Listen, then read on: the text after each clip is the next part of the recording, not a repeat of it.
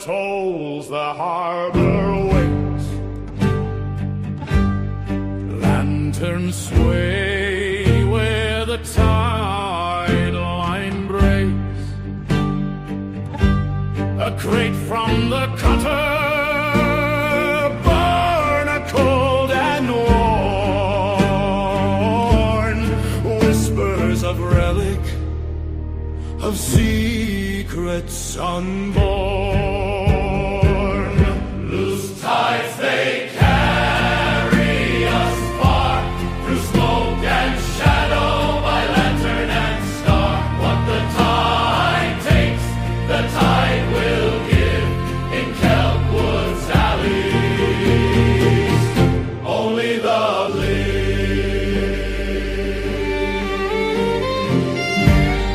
fog in the reeds and oars in the mist. A ledger of secrets clutched in the fist. Chasing the barge through the mangrove maze. Steel in the water and eyes in the haze. Loose tides, they carry us far, through smoke and shadow, by lantern and star. What the tide takes, the tide will give in Kelpwood's marshes. Only the strong live.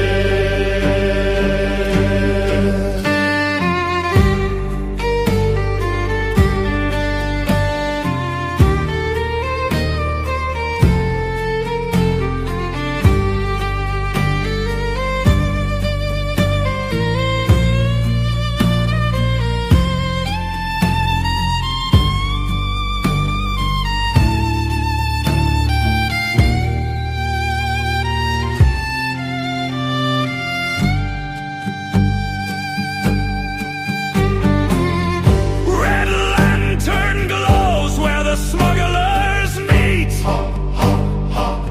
Black coral whispers in alleys discreet. The Scarlet Reaver waits with fire and blade. Decisions in shadows where fortunes are made. Loose tides, they carry us far, through blood and betrayal, by lantern and star. What the tide takes, the tide will give, but not all who chase it live. Will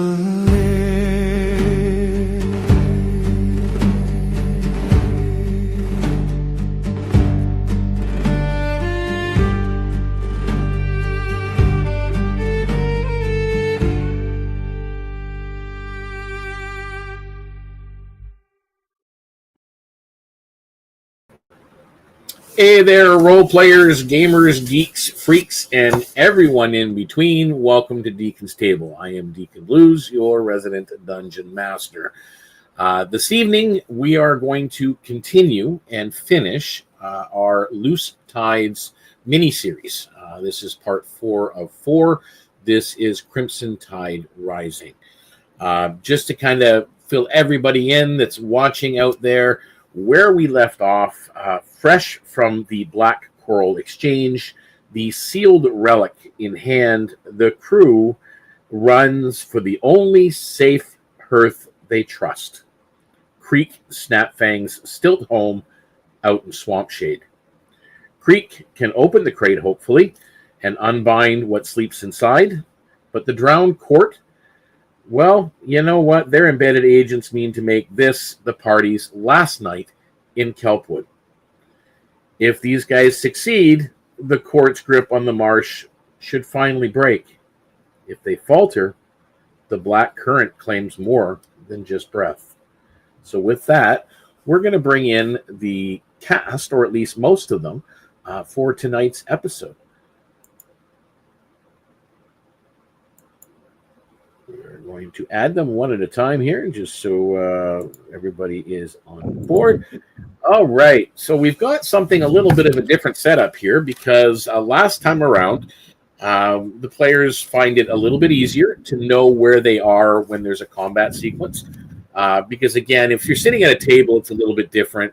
Perhaps you can be more animate with your hand gestures, or you might use minis at your table.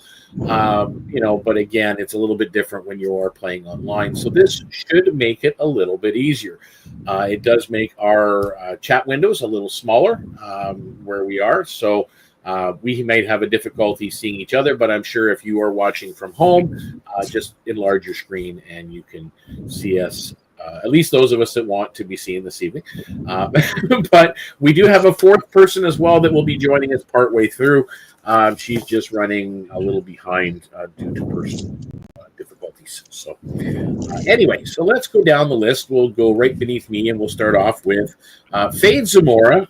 Fade, you are muted, just so you know. But who are you, and who are you playing this evening? Who is Fade Zamora? Hi there, I'm Jenny, and I'm playing Fade Zamora. She is a draconic sorcerer, and also for her species, she's a celifern, and of the Umbraskyan variety. Excellent. And below Fade is Cassanthor. Who is playing Cassanthor, and what is Cassanthor? Hi, I'm Dave. I'm playing Cassanthor, the Ursus giant barbarian. The big lovable teddy bear who will crush anything in his path. You can see that. And below Cassanthor is Dell. Dell, who are you, and who are you playing? Hi, I'm Garrett. I'm going to be playing Del Ducal, the Hill Dwarf Ranger. Yes. Yeah, likes to hide, has a bow and arrow, typical ranger. Typical ranger stuff as an off-world dwarf. He is not a native to Foreverland. So he's from another planet. A little bit. For those watching, there is a difference between Foreverland dwarves and off-world dwarves. There are just like humans in Foreverland. All humans have different abilities depending on where they're from. So anyway. The fourth member will be joining us. That is Celine. She will be introduced when she arrives, but we will get to that as we go. So as I kind of recapped in the beginning, you guys had just escaped or gotten out of the Black Coral Exchange. You know you're kind of in a rush because you feel like you're being watched, and you have this valuable relic in hand. And the only place that, Fade would know firsthand that would be safe would be probably Creek Snapfang's home out in Swamp Shade. So, with that in mind,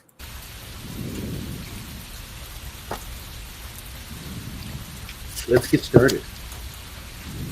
The boardwalks of Swamp Shade creak beneath rain and frog song. Lantern pods glow dimly in the mist, their light broken by curtains of moss that hang like ghosts between the stilts. Beneath you, black water ripples with darting silver eyes. The storm has chased all but the bravest indoors. Yet you feel it. Someone's watching. Waiting. Far ahead, Fade, you know the way. There's a single window that's glowing in the dark. Creek Snapfang's home. Fade, how do you proceed in this next as you move through Swamp Shade, knowing that you're being watched from somewhere? You can choose stealth. Yes, stealthy as can be. Okay, so you want to use stealth. Yeah. I'll let everybody know the different things you might want to try. Stealth is probably the obvious. Deception, where you can pretend to maybe just be a marsh merchant trying to get home and out of the rain. Or maybe you're late night smugglers, but it's not really late night. It's kind of mid afternoon, but it is dark. There is also survival, where you can take some of those because you would be taking the lead, Fade, because you know the area best of all. There is also survival, though, where you can use some of the forgotten routes, maybe beneath walkways or alternative walkways or what have you. So what methods? So you're choosing stealth, Fade, is that correct?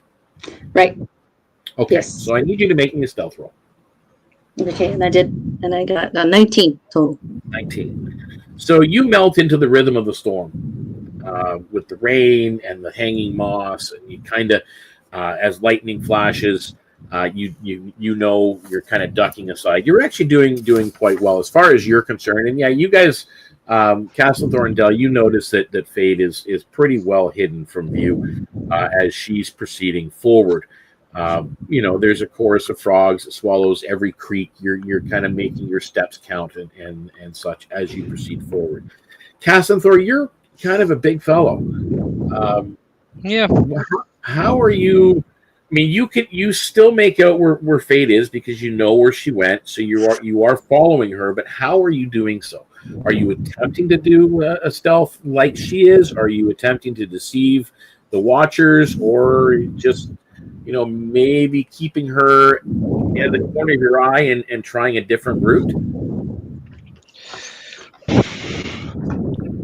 Would Castlethorne know where Creek lives? I'm not sure if he's ever actually visited Creek before. You've never visited Creek before, so you still do have to keep Fade within sight. And as I said, you two know where she is because, again, you were there when she kind of went into hiding. Yeah, under the rain and like the darkness, Gas is going to try and stealthily follow Fade. Okay, so you can roll me a stealth check. Your DC might be a little bit different, just to warn you. Yeah, that's only an 11. Okay, an 11. So, as you're moving and you are following along, a rotten plank gives a sharp crack beneath your heavy foot. Lantern light flickers in a nearby window. A shadow shifts inside. Someone heard you. You're sure of it. And I am going to make a note. Sorry, guys. Good. I have to make a note here for you that I do something, or I'm trying something new for those watching. I am attempting to do alerts. So if you trigger something like this, you get a +1 to alert. If the alert reaches a certain level, something bad may or may not happen. I'm just saying. So, Cass, you have triggered a +1 to alert at this point. So, I mean, that it happens. But you are still following along. Dell, how are you following along? It's a little easier to follow Cass than it is to follow Fate because, well, you heard him too. Yep. I would like to do two things if possible. Okay. First, can I down a potion of healing? Of course you can. Okay, cool. I'm gonna do that first. You're not currently engaged in any kind of action. Normally, that's a bonus action, but you're not engaged, so it's just a. Yeah, well, that's what I figured. Just wanted to make sure. And secondly, I'd like to cast Disguise Self, so that I appear like some random human fisherman who's following the group and trying to kind of get out of the way. Like I'll have like a fishing rod on my shoulder and like a slicker rain hat and rubber clothes and things like that. And I'm following along, trying to kind of. Rain is really bad. So you look like a fisherman for sure, but you're trying to look like you're going someplace without look like you're following somebody who isn't there that doesn't fit in. So you still need a deception roll, but you do get your DC will be lower. Oh, come on now. You got this. 9. Okay. You look like a fisherman, and you're moving along in the direction that you know where they're going. However, as you pass by, and you guys you see him. There is a watchman of sorts out here in Swamp Shade, where they use some of the bullywugs, from the swamp to kind of watch certain areas. You kind of notice him look towards you, Del, and sniff, like sniff the air, almost like maybe you look like a fisherman, maybe you don't smell like a fisherman, perhaps. His eyes do linger on you for a little bit of time, but other than that, I'll tip my hat. I'll tip my hat to him and be like, "Oh, it's a real bad night tonight, sir. I hope you get out of this here night. I do." he kind of looks at you blankly. Again, from what you really wouldn't know, because you're pretty new to these parts. Fane, you are well hidden, but you do know Cassanthor has made a noise. You do know that Del is disguised as a fisherman, and he's going about his business. But you do know that he got the attention of one of the Bullywug watch that's stationed around the area, and he's attempting to talk to him or say something to them. But Faye, the Bullywugs don't speak common. They speak and only speak Croak speak, and they don't understand anything else. So, but again, you're hidden and you're still moving along and you're heading in that direction. To let you know, you did trigger an alert on that, Del, as you move forward. That's fair. So, but Fade has took the lead. She has led the way. Fade, what is your max movement? 30 feet. 30? 5, 10, 15, 20, 25, 30. Okay. And Cassanthor, I know you can move faster than that, but you are still following behind Fade.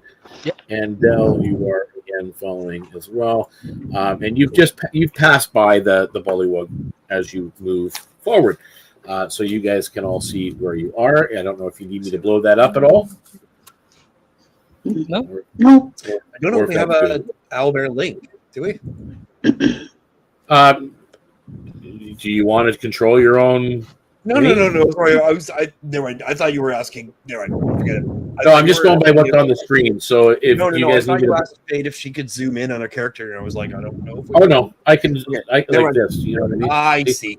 I got you. I apologize. Ignore me. Yep, that's fine. I just wanted to kind of give you guys an idea of where you are. So, are you proceeding in the same fashion as you were before? Fade, are you staying stealthed? Yes. Okay. You know the way to Creeks, so you. Oops. So you get to there. Now, Cassanthor, how are you proceeding now behind Fade? Are you attempting to do the exact same thing again? You will get another roll if you do, or you can choose to try and now be deceptive, because it was clear that you did kind of make a noise in that last spot. Even though Cass was trying to be quiet and he broke a plank, he's still trying to be quiet. Okay. So roll me another stealth. Oh, Which one of us much better. has the actual chest? Yeah, who does have it? Cassanthor. Me. Cassanthor on his back. That's what I thought. That's what I thought, but okay. I just wanted to make sure. All right, 16 that time. 16. Okay. Yes. Hey, nice. You actually are doing quite well, and you follow behind Faith. No more Del. lines. Are you continuing with your spell and with your deceit? I'll continue with my spell, but can I do so stealthily rather than deceitfully? Okay, so you're using it more to blend in with the surroundings. So you can now make me a stealth. Make me a stealth check. That's my... Come on now. That's much better. 17. 17. Okay. So yes, you get to here, and you continue to move forward down the path or down the plankway. The stilt home that you see ahead of you rises up on its twisted cypress legs. Half hidden in vines, candlelight glows through woven reed walls, illuminating shelves of totems and roots and bone. The door opens before you even knock. Creek Snapfang, small and sinewy, peers up, looks at you, looks at Cassanthor, knowing what he's holding. And he looks at you with weary eyes. Bring it inside. Don't speak too loud. The swamp listens. And he lets you in the door. At this point, you can, again, what are you guys saying? What are you doing? He closes the door behind you. You appear, or you think you are in safety. Oh.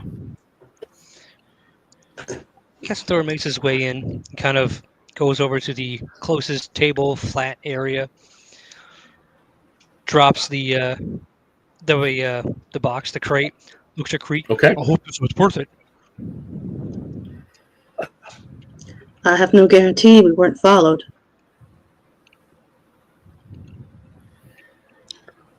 Creek says, well, he kind of looks at it and says, well, we might have to deal with that anyway. The swamp has ears and eyes. They've been watching your house? They've been watching everything since this thing went missing. I think we can probably figure it out. Yep, go ahead, Del. When Del comes in first, can I look around the house for anything suspicious? Maybe like and possibly check for a back exit just in case we need to. Mm-hmm. Roll me a perception check. All right. I always like to have a second exit just in case. 17. Actually, 17, you will notice it. There is a woven rug on the floor in one part of the home, and it looks like it's got one corner shifted, perhaps having some kind of a trap door in the floor leading down beneath to the water. Perhaps there might be a skiff down below there, or you just might be going directly in the swamp.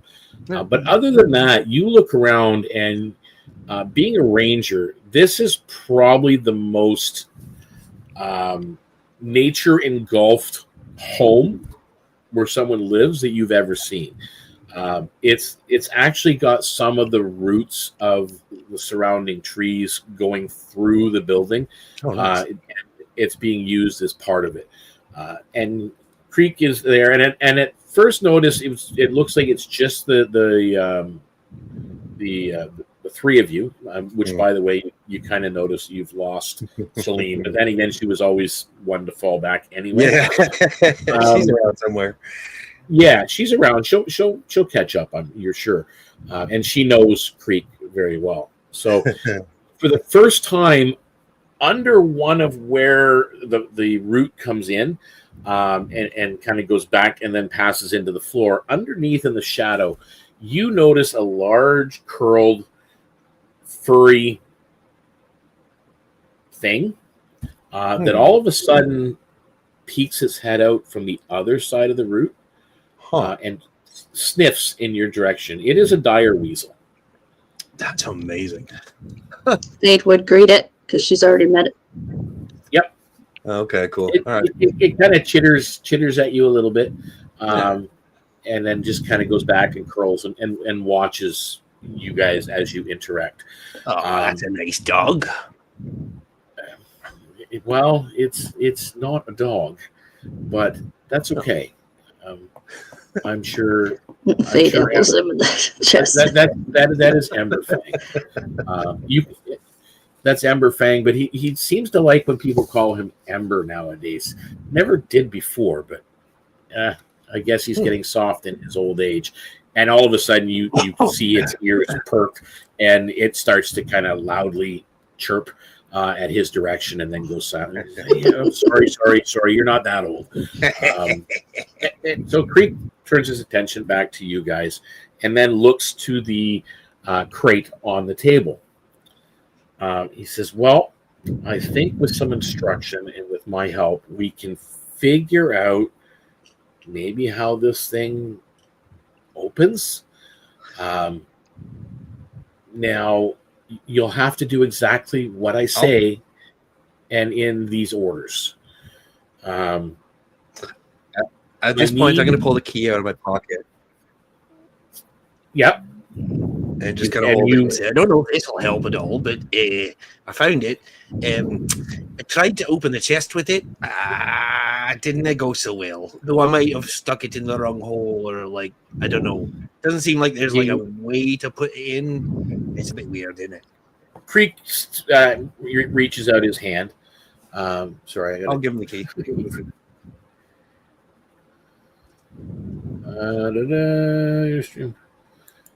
Sorry about that. Is Foray? Again, thank you for watching. And again, I'm sorry I missed the post. We do that occasionally. We get carried away in our role play, and sometimes we miss it. And no, I have not posted it in the Kick Fam Discord server yet. Maybe I will get to that. I'll look into that. And again, hopefully we can get more people watching us from Kick. So cool. Again, welcome. Nice of you to join us.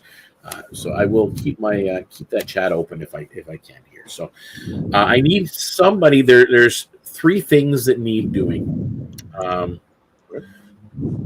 First, someone is going to have to find the weakness or the weak spot in the crate, which will require an investigation roll. Then someone will need to look for any kind of ward patterns that might be on the crate hidden, which will require either an arcana or religion check. And lastly is to remove the seal, the resin seal that's on the crate, which would require a sleight of hand. So you guys can choose who does what. Who would like to do the first, and this must be done in order as we go. So who would like to do the investigation? I'm not great at that. I'm better at religion. I'm better at religion or sleight of hand. But okay. Yeah. I guess is no good investigation. Yeah, I have a 0. We all have 0. So everybody's got a 0. So you can offer a help action to another person. That's amazing. I will help because I have a negative. Does that 2. mean that we can't do the second?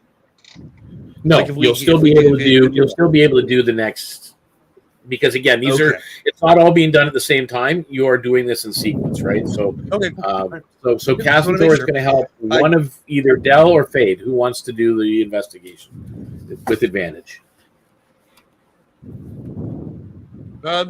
If Fade doesn't want to, I will, I guess. I've already plunked the key in once. So okay. You might as well continue then, Dell. So Dell, you can make the investigation roll with advantage. All right, so I know it's not this spot, so don't put it in the air. Let's try this one. How about a 19? Mm-hmm. 19, actually. You trace a subtle fracture under the tar. It's a line almost invisible in the glow of the lantern light of the room. There, a weakness. You're sure you can work with it.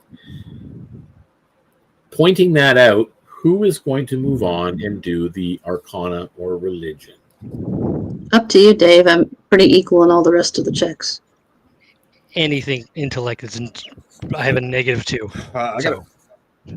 Sleight I've of got hand. +3 So is where I'm religion. decent. Okay, so I'll do this one. All right, cool. Can I give the help aid for this one? Yes, you can. So you can do so with advantage, I'd Faith. love to, yeah.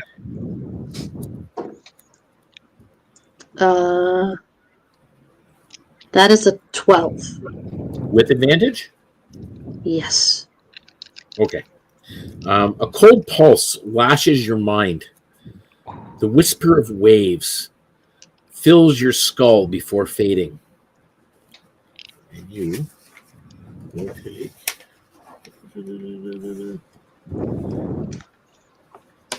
Find a deck of many things. Congrats. 3 points of psychic damage. Half that. So 1. 1. Okay. Okay. But you trigger it, but you notice the patterns at this point, and now it's a little easier to avoid. Last roll is sleight of hand. Cass is going to take the crate in hand and start to attempt to remove the seal as carefully as possible. Does he want So to you're advantage on this putting- one as well? Yeah, if you guys want to give Yeah. If I Cass can, advantage. sure. Yeah, hell yeah. Sure, if we can, sure. Yeah. Ooh, 18 with advantage. 18? Yes. Nice. Okay, you do. The tar peels away with a soft sigh. The glow itself dims, quieted. The crate opens without a sound. Inside lies a watcher's knot, a coral idol bound in salt glass and etched with drowned ruins. Creek is circling you guys and kind of pacing and looking, circling the table, looking at the object. He kind of looks at all three of you and then down at the object again. We can unmake this, but not here. The verdant sentinel will judge what grows from death. At that, you guys can take an opportunity to take a rest. Before we Oh, do okay. that, can I roll an insight check on him, on Creek, to see if I get a sense if this is something that we should do? Yeah. You mean a short rest, Deacon? Yes. Only a short rest. So So- you can roll your hit die. Oh, yes, please. 16 for insight. He believes what he's telling you, that he thinks this object should be destroyed, unmade. That Mhm. Okay. It's bad. But as I he get- said, Sorry. go ahead. No, I was going to say, do I get the sense that it's like that he's evil about it, or is it like he wants to like help? If You're that makes getting sense. no evil from Creek at all. No misintentions at all. Yeah, cool. So, is this thing small enough that if she produces an empty pouch or small sack, we could put it in there instead of trying to carry around this obvious A pouch, crate? no. A small sack, yes. You will be able to fit it into a small sack. Okay, so I think she would offer that and suggest that we put it maybe in Cass and Thor's backpack or something where it's easily carryable and hidden away while we travel to wherever we're traveling to. Sounds good. Okay. And we have. Makes it a little bit difficult to see all this stuff, unfortunately. With that, you guys take your short rest. So you rest for about an hour and a half. You heal up what you can from rolling your die. And you, at this point, head out towards the Verdant Sentinel, which, as you guys know, is in Swamp Shade. But Yes. it is off in the swamp. It is not directly linked with plankways and causeways as you go. So Yeah, it's a little bit out there as you are making out, but you do make your way out. And again, Fade, you kind of know where you are, and Creek is following behind as you guys make your way. So we will move Fade to here, and we'll basically keep the same order that we had as we move down the plankway. Now, you guys managed through the course of that to alert certain individuals that might be present. Let me go to show.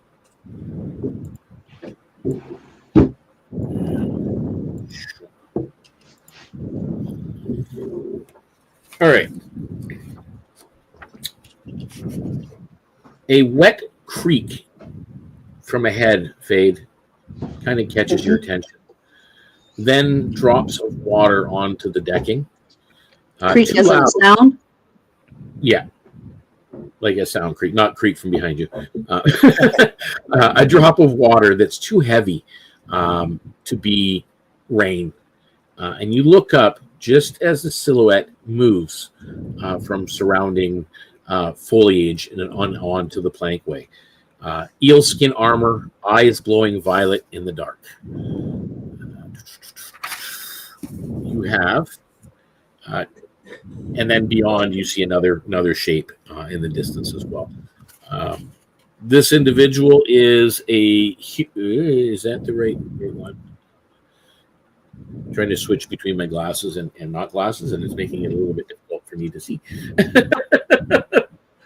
That is this guy. Okay. Yeah. So he is some form of humanoid. As I mentioned, he's wearing like eelskin hides and a cloak covering up. And, definitely some kind of a skulker kind of figure that you see. The other individual, you don't quite know what he is underneath the cowl, but you do know the other individual that's behind him is a coastal-born human. He's got his cloak down. He's got like long white hair that's soaked and dripping, kind of sunken eyes with, look like he hasn't slept, or perhaps he's been delving into things he shouldn't be delving into. So as they step forward, I'm going to need an initiative from you guys. Oh, damn. Okay. Yeah. Ooh, I rolled a 19. Starting off Act 1 with a combat. Oh, my goodness. Is it still raining and thundering? And Yes, it is still storming at them. Total of 22. Nice. Okay, so we've got... Why is everything going missing? Fade is 22. Castlethor. I rolled a 14 plus 3 for 17. 17, nice. Dell. 15. 15. Okay, and I get to roll that's me. I rolled a 2. So yeah, I get to go last. So top of the list is Fade. Fade, what are you doing as these figures appear in the plankway? The guy that's in front of you has a short sword out. She immediately, to the guy in front of her, does a command on him to flee. Okay. Flee. All right. What is the saving throw? Wisdom 15. Wisdom 15. 21. He made it.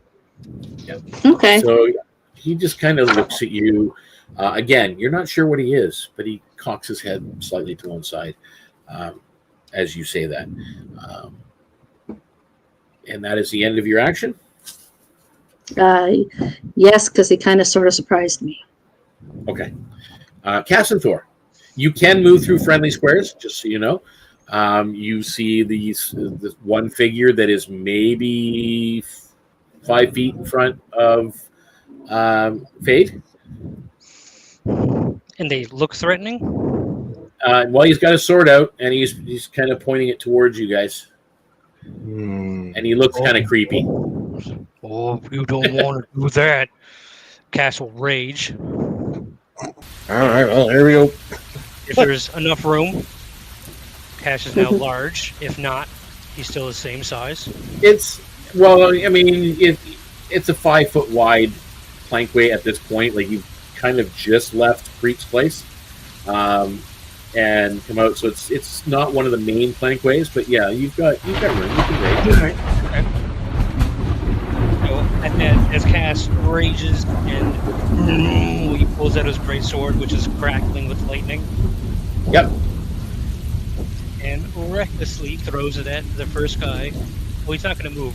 He's going to stay right there and just So going to throw chuck it. Okay, so you're chucking your sword. 27 to hit. Jesus. That hit. All right.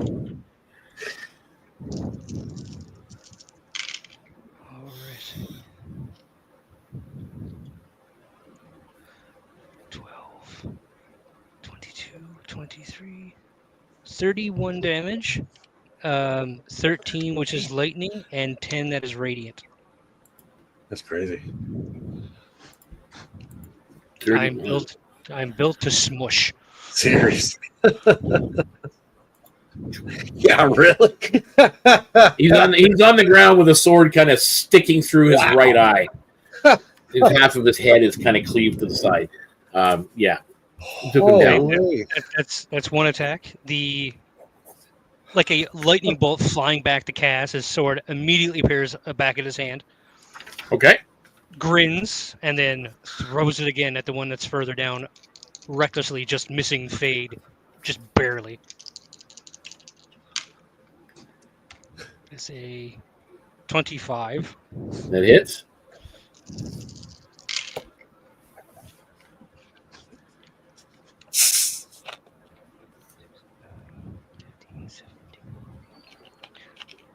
$23 damage. 8 is radiant, and 9 is lightning. Okay. That's only 17. You dropped them. Both of them. As their bodies are now lying on the decking. And should we put the bodies into the water or something like that so they're not just lying there?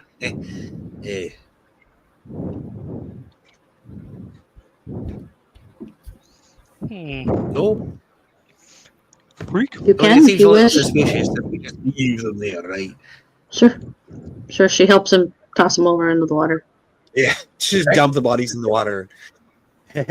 We were never here. So you're just flopping them in?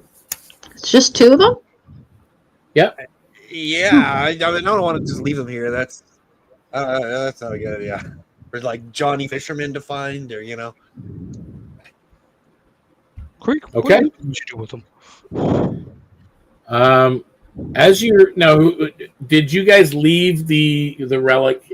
You put it inside the sack. Who's carrying the sack? Is Creek carrying it, or is one of you 3 carrying it? Cass is carrying it. Cass is carrying it. So Cass is still carrying the thing. Okay. If it's okay with you, Cass. That's fine. I'm good. As you guys, These are bang. looks like we have. We'll take a moment. We'll take a moment, Hey. and we are going to. At this point, we've got our 4th player will be joining in, and we're going to take a moment so that she can introduce herself. Celine, who are you, and who are you playing?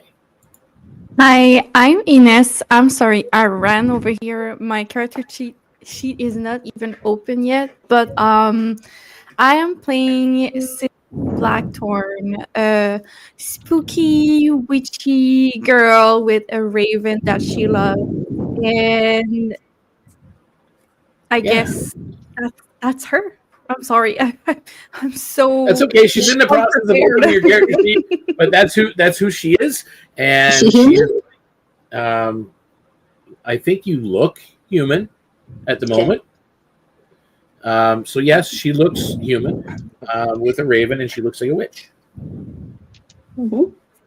So, With that, and I will. Where is your character? I'm looking for it. I know it's Do we- here. Oh, there it is. Chomp. Yeah. Oh, look, actually, look. we're going to move the you facility. here because she's catching up to you guys. Just pops up behind me. Oh, Yeah, you guys got Neat. separated along the causeways of Kelpwood, Celine, because you generally like to keep to the back, and you're not overly familiar with the causeways either, so you kind of got a little lost on your way back to Creek. You know where Creek sort of lives, but you do run into the group here as you watch them from a distance as you're approaching down the walkway.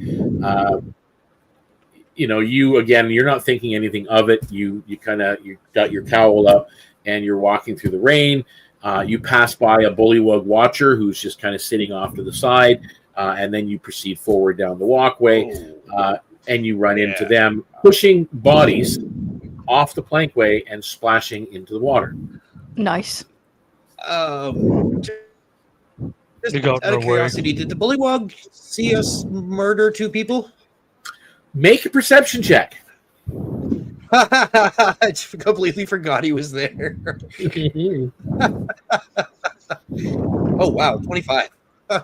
Okay, you guys all notice because you're kind of doing the bodies and you're looking at Dell as the bodies are being dumped, and this look of panic just suddenly crosses his face as he looks back down the plankways from the way you guys came in towards where that bullywug was.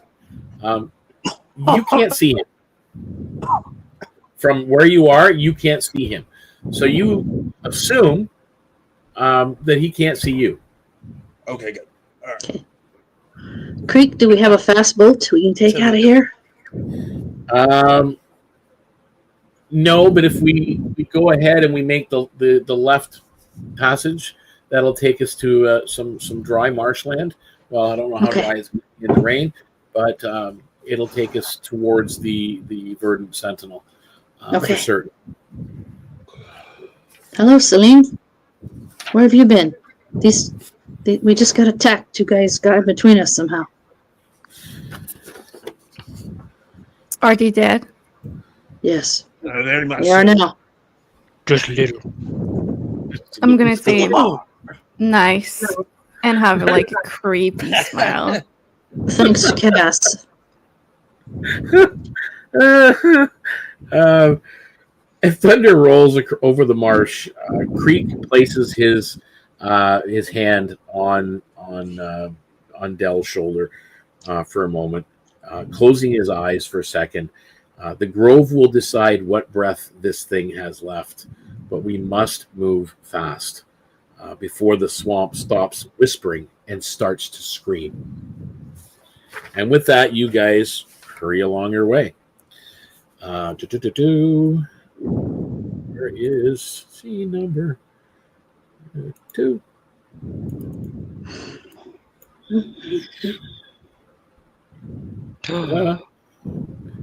Yeah. Now, who is? I guess Fade, you are still taking up the lead at this point. So you are coming in from here. Just making sure where we are. Creek is actually here as well. He will come up beside you. Cassenthor, Dell, and Celine are all here. The rain softens as you're kind of under the canopy as well of trees. As the swamp opens up around you, there's a lagoon that lies still in black glass, ringed in glowing mushrooms and reed effigies. Strange lights drift beneath the water's skin, trapped stars swirling in silence. In the center stands a ring of stone altars, slick with moss. Creek moves forward, walks across the water, or through the water. He's not walking on the water. to there. Creek. When I say walks across the water, no, he's not. He's not walking on water. He's he kneels to trace spirals and patterns on the one altar, and then reaches into his pack and pulls out what looks like salt and a piece of root, and he does the same thing again. And his voice is a low hum that seems to echo twice. Hold the circle. Hold the circle. He says, if they break it, the current bites back. The current bites. At this, where are we here? He begins a process of chanting, and he asks Cassanthor to bring the relic forward. Does he want us all in that area with him? Walk through the water to join him? Yeah, he kind of suggests that you guys come forward to. Oops, I kind of moved everybody. I apologize. Ask everybody to come into this circle of altars, stones, in the center of this. And it's not a very deep pond, but again, even as you've seen as walking through it, the light that's moving around in it is moving around in it. It's not just a reflection or a refraction of lights. There's something in the water moving around as he goes forward. So he does ask Cass to come forward with the object. Cassanthor pulls the object out of his pack, starts walking toward Creek, amazed by everything around him and almost entranced by the lights in the water, but still manages to make his way across. Okay. So, Cassanthor, you walk across and you join Creek in this kind of circle of stones as you do so. And he looks at you and he says, we need the totem, and I need you to help stabilize the circle. Uh-oh. It's a nature check. Yeah. Oh God! Can Creek give me advantage? Can he help me? Yeah, he's helping. Yeah, he'll give you advantage. He is helping. Thanks, Creek. 11. Oh dear. Fade would have walked across over there to join him if he asked her to. Yep, he asked everybody to come forward, for Cass specifically because of the object. Who else is going across? I'll go across, but I'd like to pick up one of the glowing mushrooms on my way. Okay, so you grab one of the mushrooms. Yeah, just see what happens. And you end up with a glowing mushroom. Cool. Celine, are you crossing with them? Yes, I am. Okay, so you're over there as well. You see Cassanthor attempt, as you guys are joining them, you see him working with Creek and attempting a ritual with this thing in his hand as he does so. The roots that are here and was growing up, and the root that Creek brought and used in part of the ritual has grown, and it starts to curl away from Cassanthor. And away from any kind of touch that's around, blackening at the tips, and the water itself begins to seep in towards the circle a little bit. He looks at Celine. Can you help invoke the grove over the deep? I need a religion check. And if someone can offer my best. if someone can offer help if they choose. Sure, I'll offer help. Okay.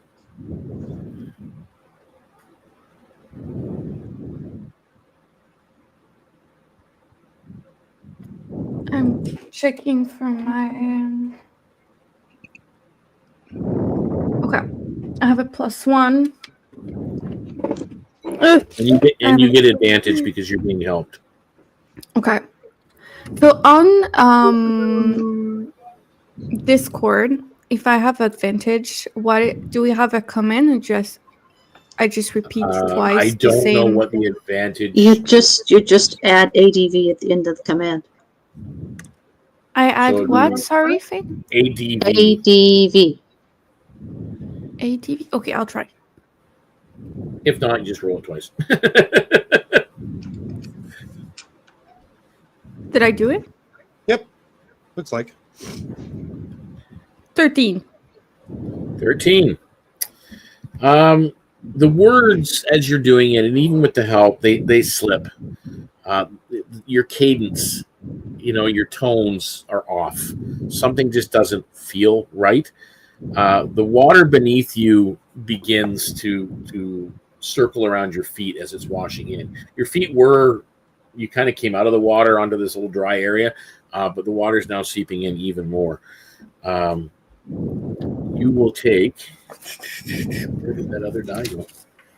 My D4 is always going missing. It's hiding on me. It's preparing for you on it.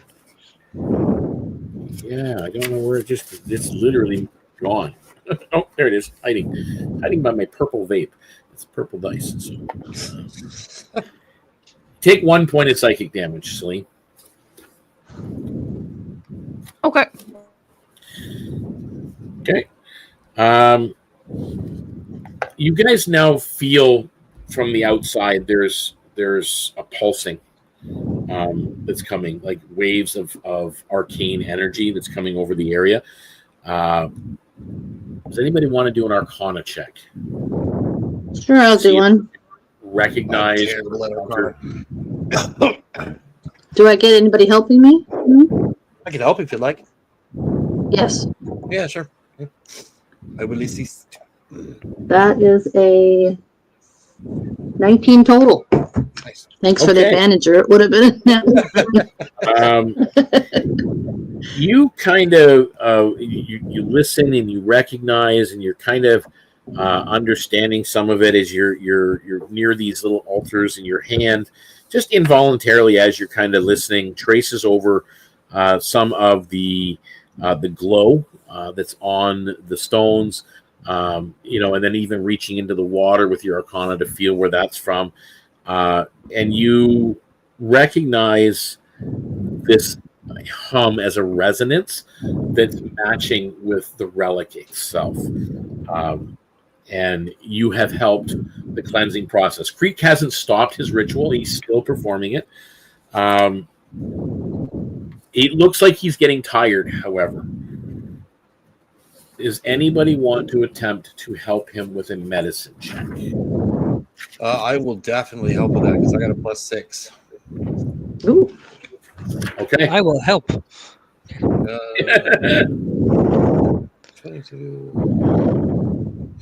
22. Okay, perfect. So you guide Creek's breathing and help him. The trembling that he was having as he's doing the ritual slows, and his chant steadies, and the circle flares bright. Again, you feel that hum fade because you're still kind of watching and listening, as you feel it kind of dull a little bit from the relic, not from the outside area. He kind of looks and he stops for a minute. He takes a breath. Almost there. I need help. Anybody else can do a religion check to help him out on this last leg of the journey? I cannot help with that. Anybody that can do a religion. You want me to do it? Or an Arcana if it makes it You can easier. if you'd like. I got a +3. I've got a +3 if you'd like. Yeah, that's probably better Okay, because we're all zero. What All did right, you roll? I'll try. Sorry, I haven't rolled that. 1 second. I just wanted to make sure it was okay if I did. With advantage, you said? Yep. All right, so that's funny. 2 14s. So 17. Okay. Actually, that's still enough. So again, you notice that the humming from the relic itself stops.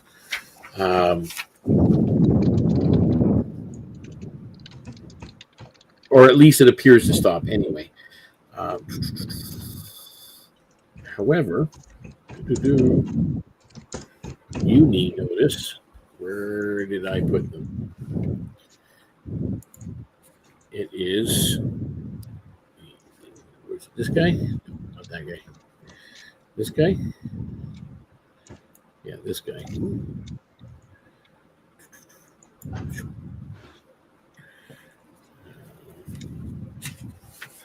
And I think there's one more. I think. Yep. And this guy.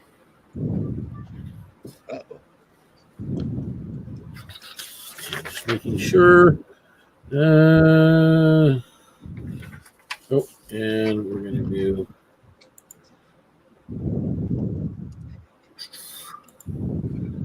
Maybe. All right. V. Is he there? And this guy. Okay. Sorry. I just had to make sure I set everything up. Okay, so with that, as the hum from the relic seems to die from what you've felt or heard, as you kind of look up from the circle, there are 3 individuals on the other side of the water towards where the verdant sentinel is, kind of blocking your path. You do see 2 Vulpus individuals. These are fox folk. They are wearing the same eel-clad armor and cloaks. And then you do notice as well that there is a coral elf lantern bearer that is on the other side as well. So I need initiatives from everybody. Sorry, I kicked my chair. Don't do that. Didn't hear just a lot of You really shouldn't. wind noise. Much better. Windy noise. The wind noise is Dave. It's It's Dave. the boom. Castle Oh, door. it is? It's the boom mic from breathing. You can pick it up easier. That's all. Oh, it's a breathing. Yeah, me trying to It fix sounds like that now that you mention it. Yeah, when you have boom mics, unfortunately, they do tend to do that as well. So here, that's a nice- I only got a 9 this time for the initiative. Okay, so we're gonna start off with Fade. Has got a 9. Cassantor, 15. 15. Dell, 21. 21. Nice. And Celine, If I have a nat 1 in initiative, is it bad? that's fine. Well, it's just Why did I have 4 in total?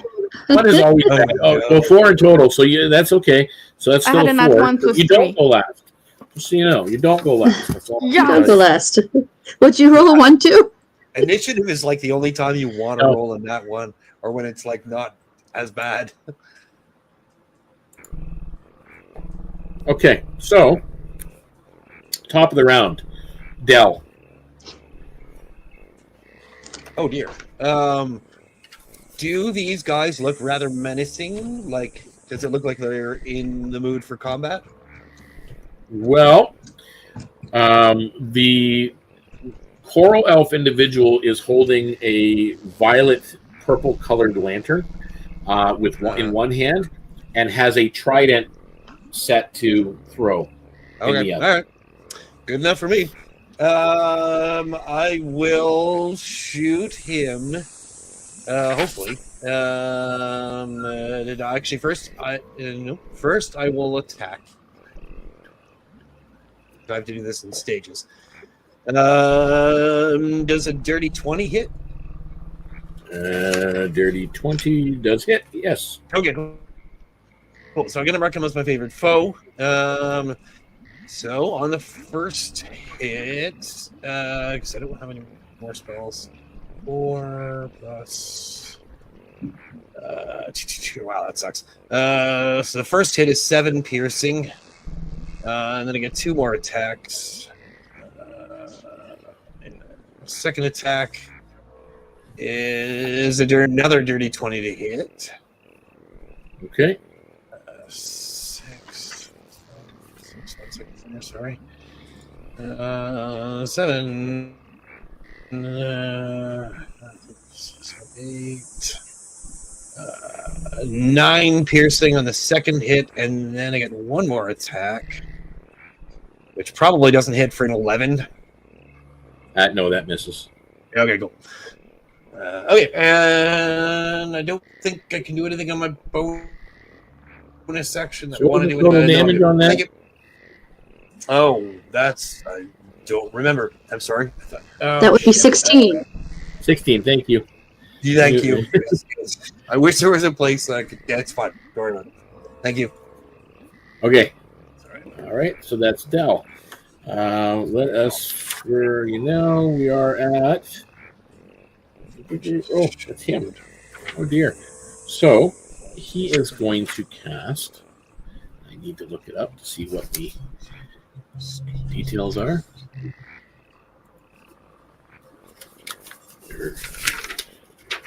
Trying to do this from paper is a little bit of a pain in the butt.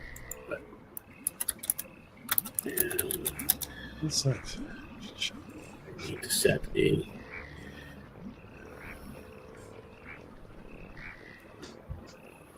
it is a first level spell. Yep. Okay. It is a 20-foot radius.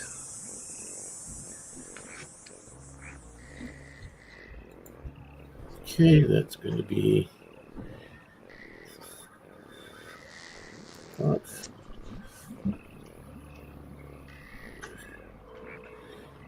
going to do... Yeah, that's true. Here we go. Right. Next time we look at that. We'll do that. But we got to shrink it a little bit.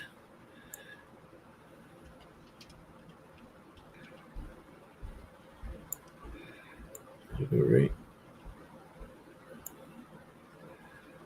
A little bit more. Oh, wait, did I say 20-foot radius? Oh, yeah, double that then.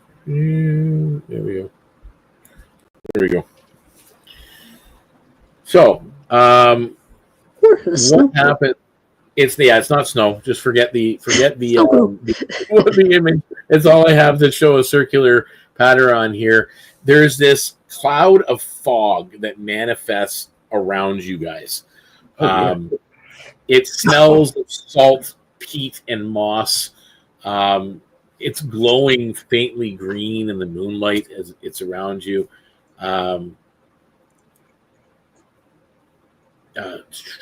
There are, as you're looking around in the fog, especially towards the water, you see those little lights that were in there before moving around. Mm-hmm. They're attached to the silhouettes of what look like drowned people, but they're kind of invisible under the water. But in this fog, for some reason, you can see it. So the air has thickened into a swirling green-gray haze that it curls, it moves around in the roots and the ground and the altars that are here. The light from the lantern across the way that he was holding, you can't even make it out. Your own breath feels damp in the fog itself, like breathing through the marsh. So that is where you're at now. So your attacks out of the fog towards them are all at disadvantage at this point. And that is his action. That brings Her attacks in the fog are at disadvantage? Well, you can't see them outside the fog, so you're really, you're kind of firing blind. So per se. If we're, my God, my English is bad tonight. If we are staying in the fog, we have disadvantage. Yes. If you leave the fog, you're fine. Okay, cool. Just wanted to make sure I understood well. Next up is Cass. And Fade, you're on deck. Cass is going to see how they disappear from the fog. Roar, rage. And then make a beeline toward them.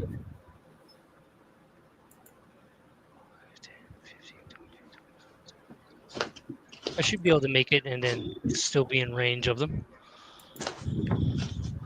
Okay, so which way are you going? Are you going out of the fog straight towards where they were? Yes, sorry. Okay.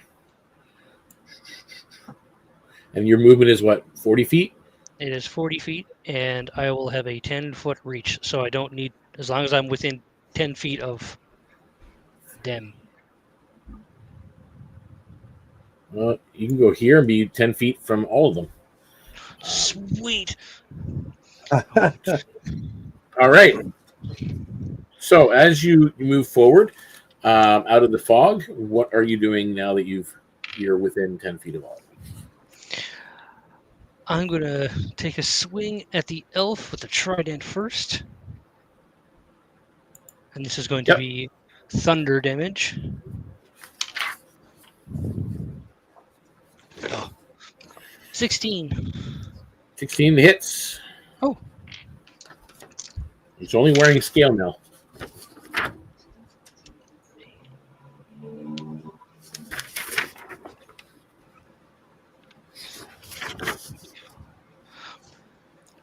$31 damage.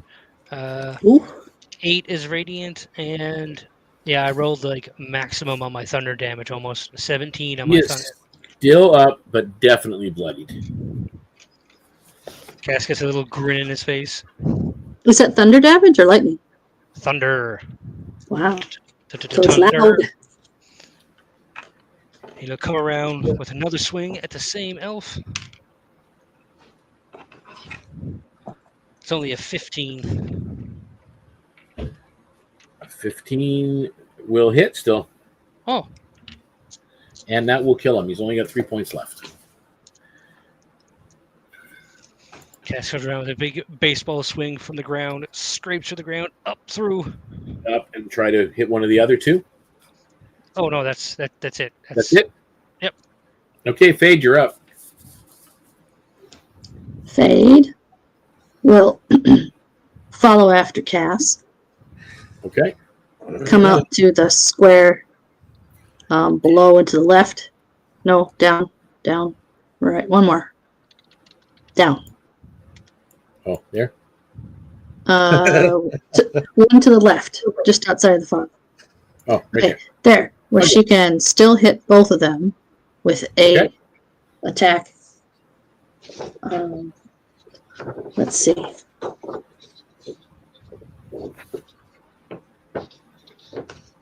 I will not be using paper next time we play. The printout method is not good because the print either has to be so large I've got 40 pages, or I'm stuck doing this constantly during this. I have the same problem. Kind of annoying. She's going to do a level 2 chromatic orb, and it will be force damage. Okay. Okay, so the first one to hit is a 15. Hits. Let me just bring up my chromatic orb spell again.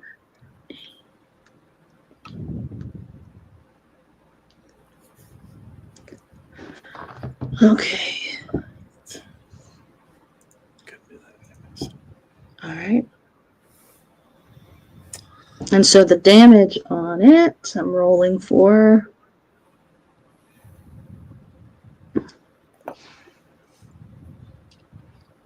is 7 points.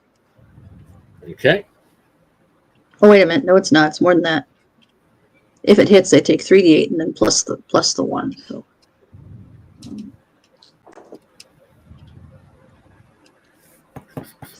Plus 15 more. So what is that? 22? 22 points. 22. That was a quick. I quicken casted that. Okay. Using sorcery points. So you hit one of them? Yes. So I hit one of them. That it? And yep. Now I'm going to do a bonus action. That was my bonus action. Now I'm going to do an attack of a sorcerer's burst, following it up. Again, force damage, which she can do with her force affinity. Yep.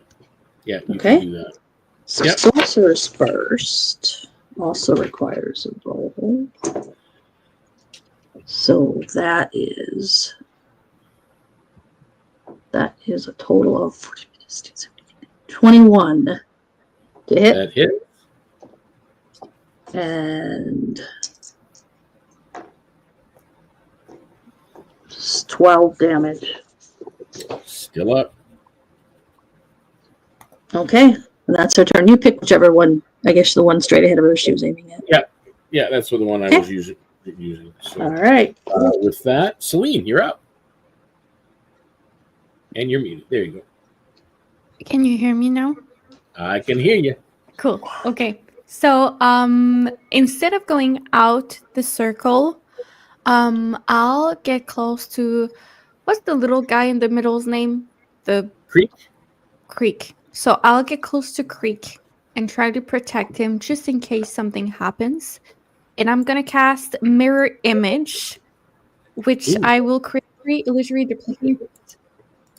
And each time I'm attacked, I can roll a d20 to see if attack hits a duplicate. Yes, exactly. So I'm going to protect Creek. And I assume that the smoke smells bad.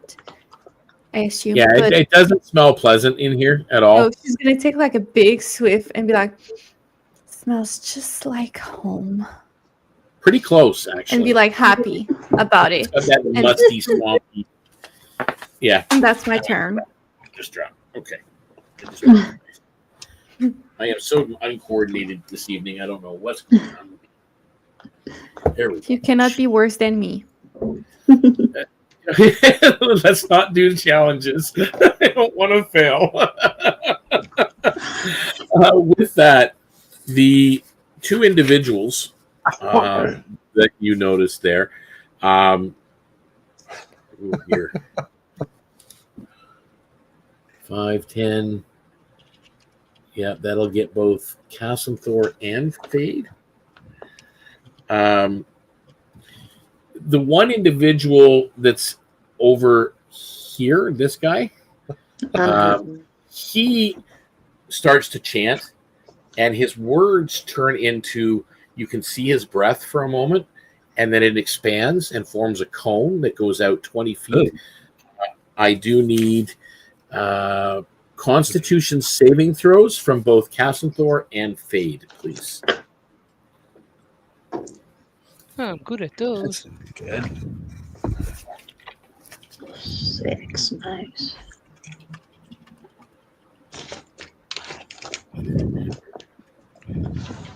That's what I'm looking for. As frosty crystals start to form in that breath as it comes towards you. All right, Fade, what did you roll? I rolled a 19 plus 6. Okay, so you succeeded, so you will take half damage. That's 9 points of cold damage.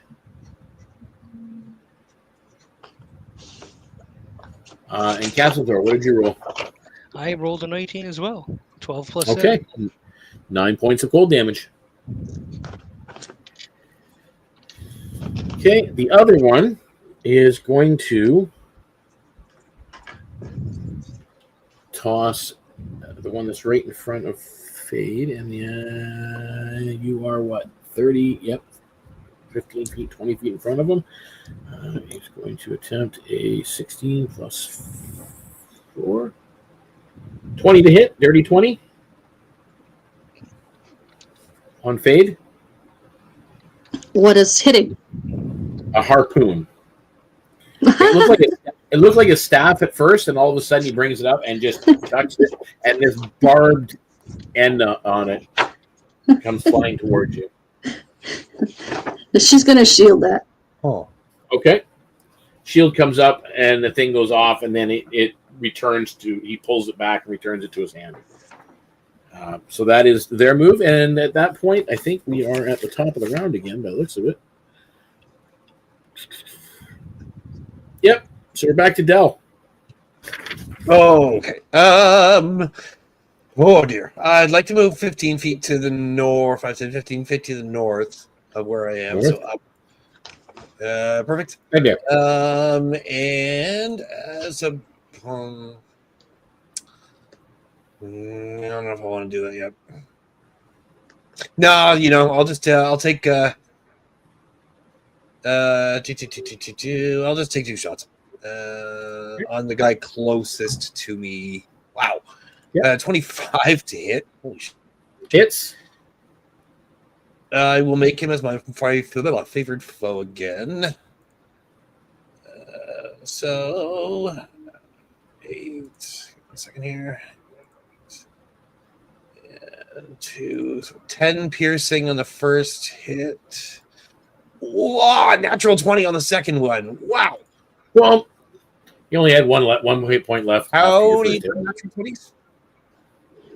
What's that? What's that?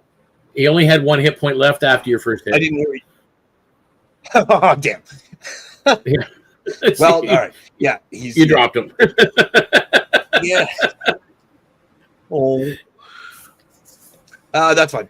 Okay. That's all I want to do right now. I was going to do a bonus action, but I've only got 1 spell slot left, so. Okay. The coral elf is dead. That brings us to DeaconsTable. DeaconsTable just shakes the little ice crystals off his fur, moves 1 step ahead, and takes a swing at the remaining enemy.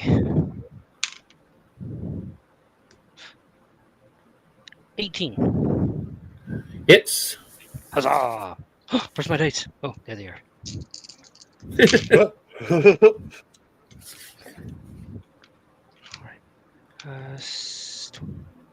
26 damage. 4 is radiant, and 16 is lightning damage. Okay. He's still up. Oh, I have another swing. Oh my god. I have multiple attacks. 23. Nice. That hits. Jeez.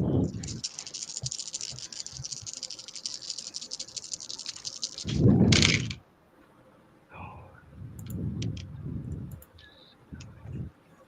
15 damage. 3 is radiant, and 6 is thunder. Or lightning, sorry. All 3 of the figures. Where did it go? I had a thing here. Oh, I'm losing everything. Oh, there it is. Okay. The lagoon falls silent, and that fog dissipates. But the hiss of rain above the canopy is still there, and droplets are hitting the water. The crimson light within the relic fades to dull embers. Creek exhales, clutching his staff. The current recoils, he says, but the deep never forgets its name.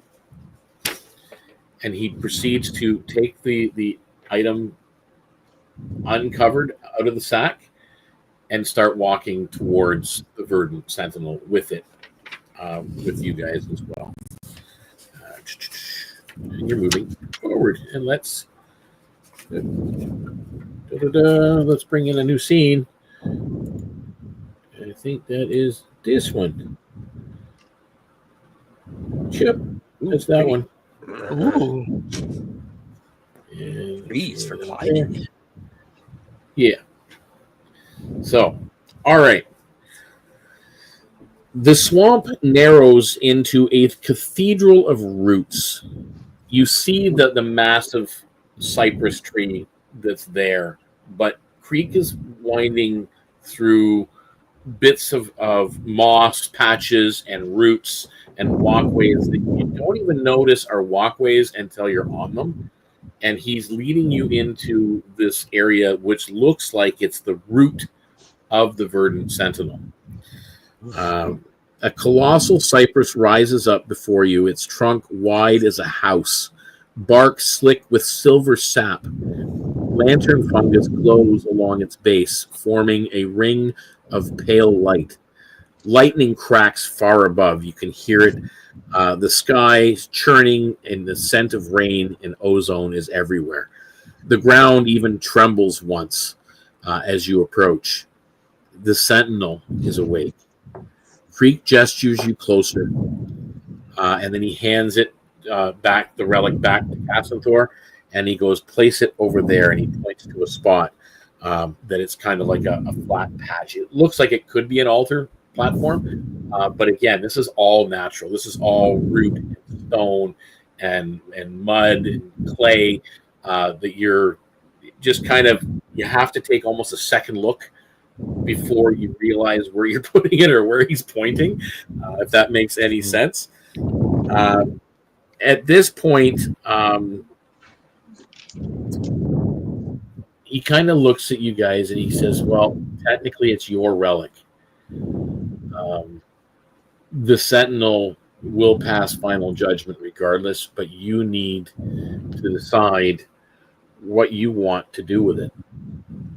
Do you want to try and cleanse it of its bindings?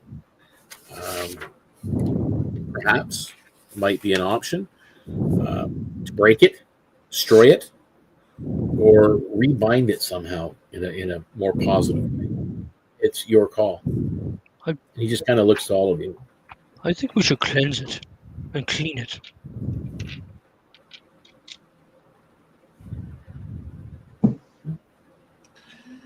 I'm all right with that.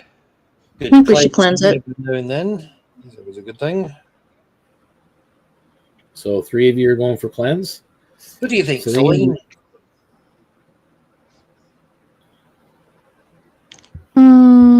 I think Celine's just gonna go with the group. I don't think she has really an opinion on what to do with this relic. She's gonna help no matter what, but she's just gonna what's it called when you do this? Just shrugging your shoulders. Yeah. Yes. Thank you. Okay. I need, if you're going to do cleansing, whoever's taking the primary to do this needs to roll a religion check, and then 2 of you need to roll nature checks. Oh, I'm not good for any of that stuff. I'll do a religion check. Cass will though lay the relic on the altar, and Druid craft some flowers and vines around it, but he'll help the best he can. I can do nature. Okay, so you get 1 nature supporter. Is someone helping me with the religion check? Yeah, I'll help you with that. Yeah, sure. Okay, well, still, it is a 15. Nice. I can help with the nature check. So 15 on the religion. Do you want me to make a nature check?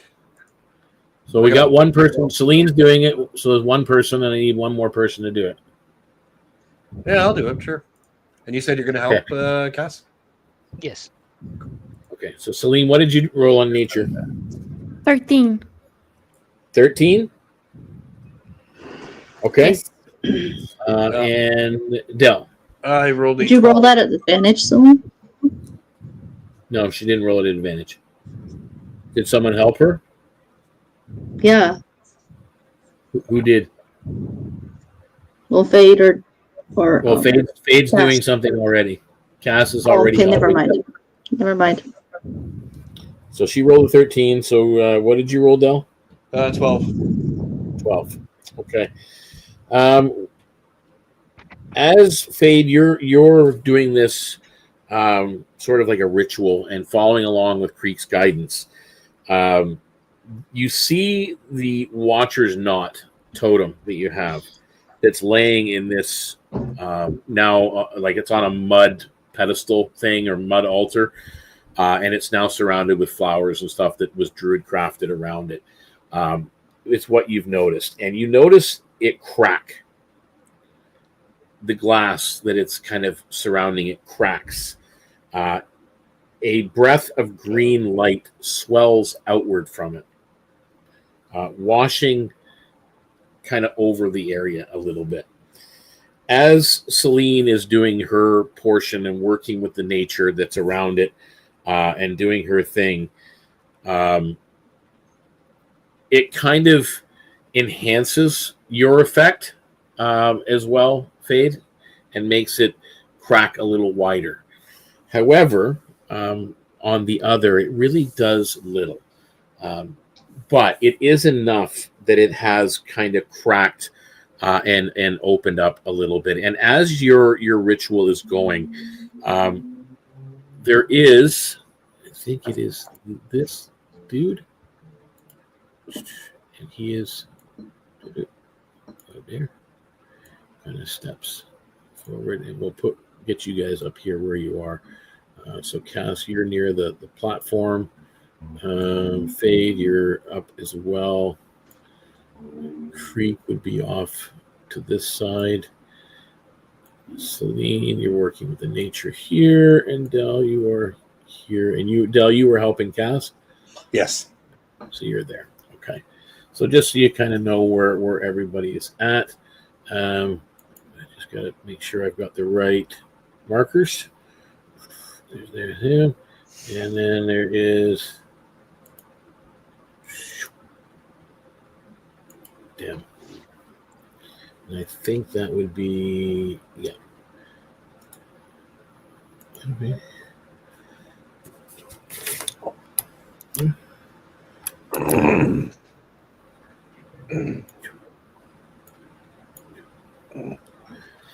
All right.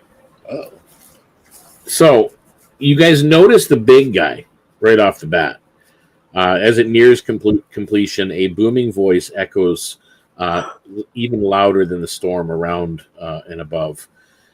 This figure kind of comes into the clearing where you are, his armor glinting like wet coral.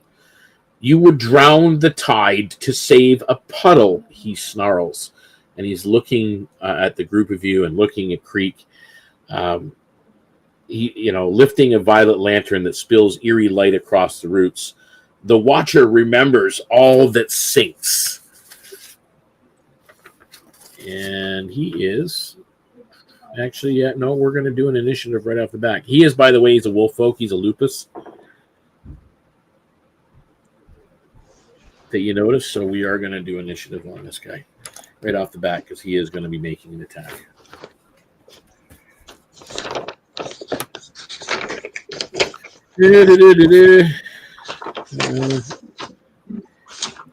Emissary. By the way, he's wearing a pin that matches the drowned court. Sorry, he's wearing what now?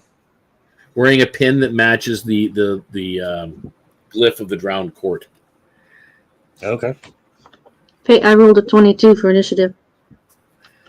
I'm getting there. Sorry, I gotta. Sorry. What's a drowned court?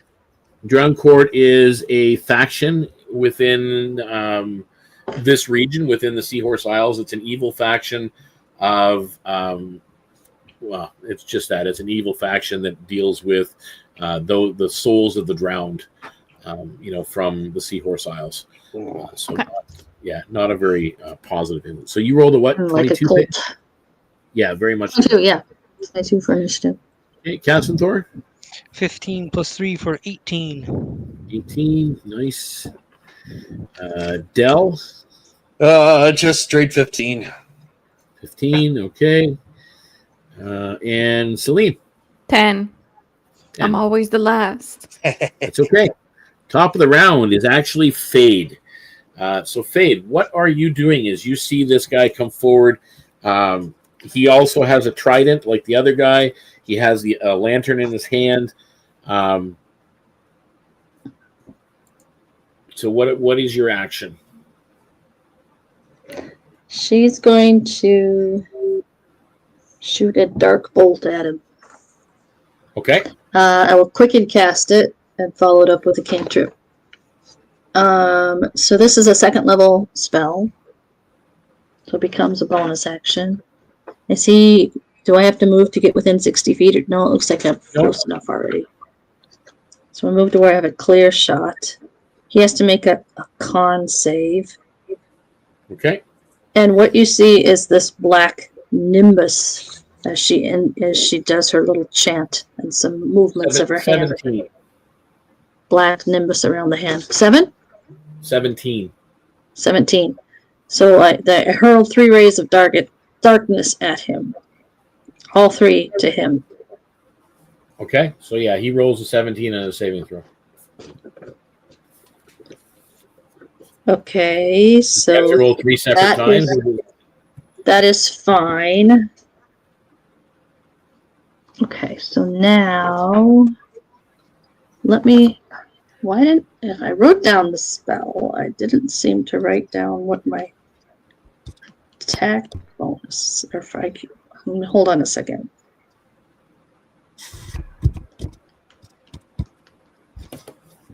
I will find it. Okay, that was the one. And spell attack for each target. So I'm making 1 rage spell attack, which is a 22 to hit. Okay, so it's 22 hits him? Does that hit him? 20, yes, it does. Okay. You try the hits, so I do 3d10. So he didn't need to make the con saving throw? No, he made his con saving throw, so that whatever the effect of not being able to use reaction does not occur. All right, just wondering what the difference was. So. It was that if he gets hit by one, then that he'd have to be unable to use reactions until the start of his next turn. Okay, so damage? 17 total. All right. And then I'm going to follow that up with a mind sliver, which is an intelligence saving throw.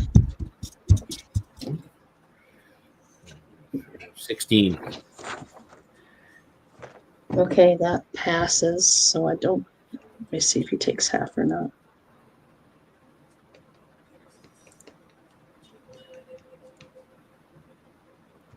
I think he does. The disorienting spike.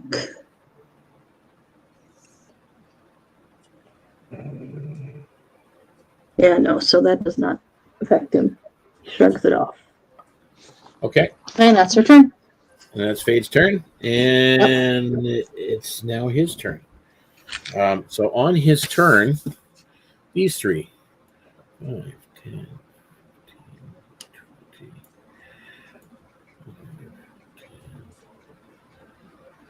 20,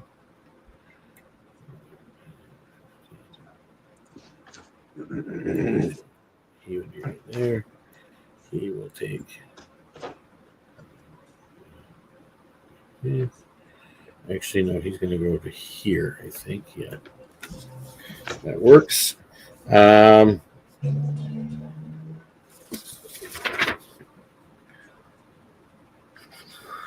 it's a bonus action. Okay, so as a bonus action, he howls as like a wolf, or like a wolf would.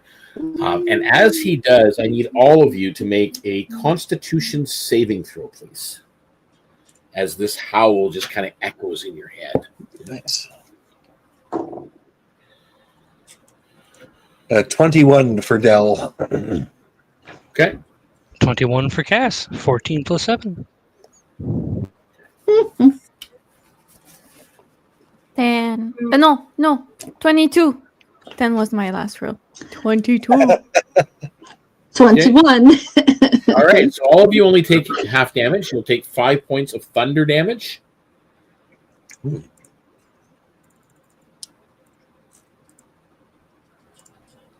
And you're not moved, even though you felt inclined to actually move towards him at that point. Oh, dear. So that was his bonus action.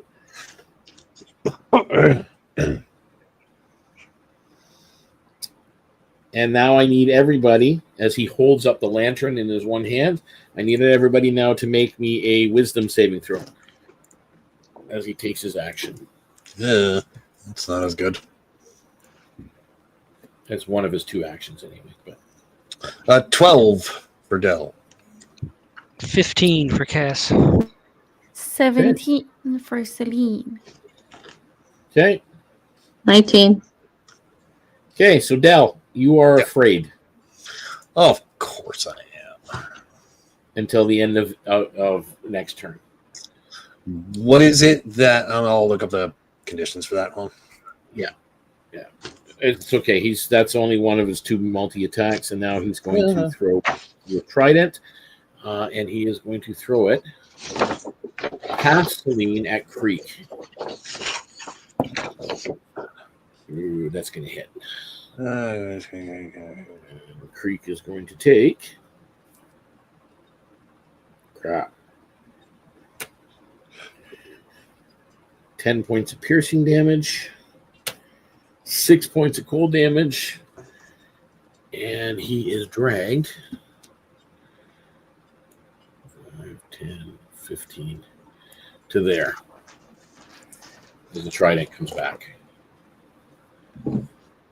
Okay, with that, it is whose turn is it now? It is Cassanthore's with 18, and then Dell, you're on deck. Even though you're afraid, you're still on deck. Cass is gonna rage his one and fast last time for the day. Oh, you think that's thunder? And he's gonna head towards the lupus.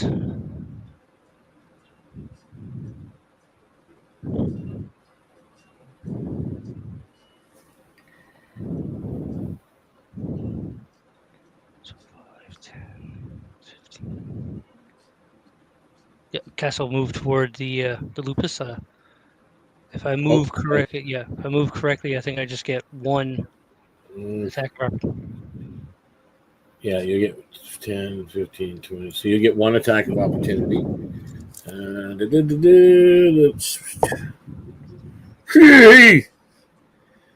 Yeah, he hits you. That's all I'll say. He hit you. Natural 20.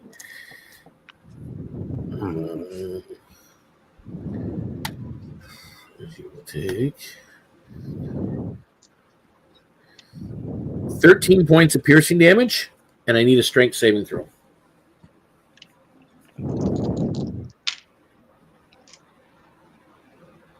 16. 16. Okay, so you made it. All right, so you are standing now in front of the emissary. All right. Cass is going to take 2 big swings. That's a 26 and a 18 to hit. Both hit. He's got a 17 armor class for the record.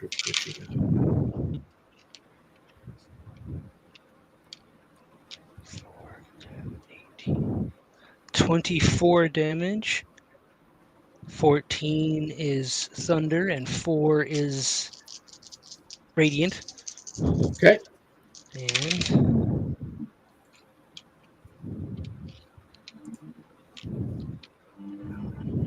15, 20, 28 damage. 9 is radiance, and 11 is thunder. God, that was hard. Okay, he's still up.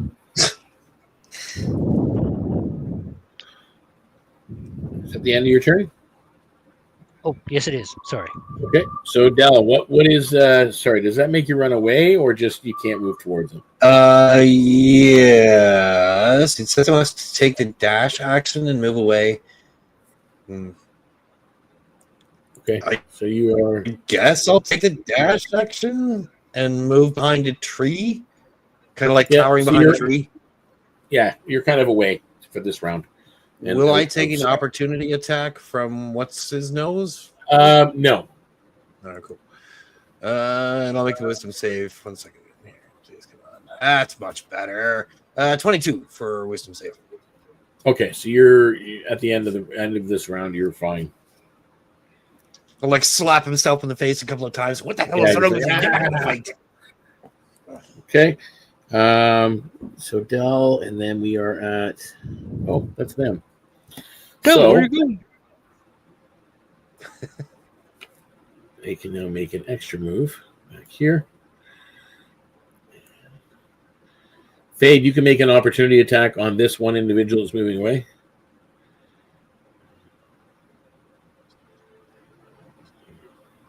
You're muted, Fade.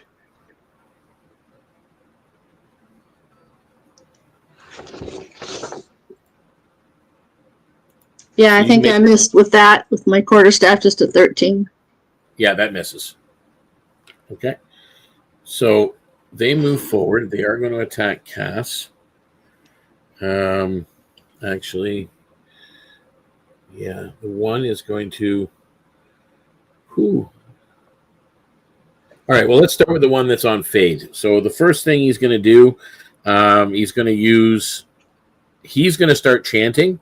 And Fade, I need you, and I also need Celine to make me Constitution saving throws, please, as the frost builds and then comes out in a cone.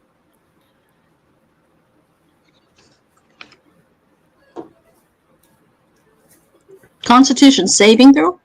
Yes. 24. Okay, so you take half damage. It's 4 points of cold damage. 11. That's a fail.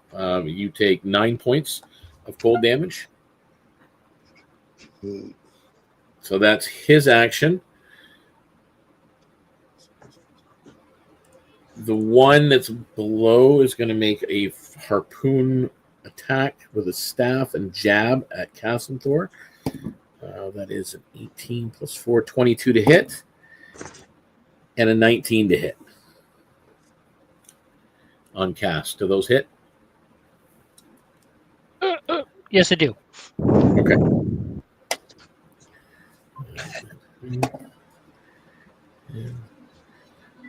19 points of piercing damage.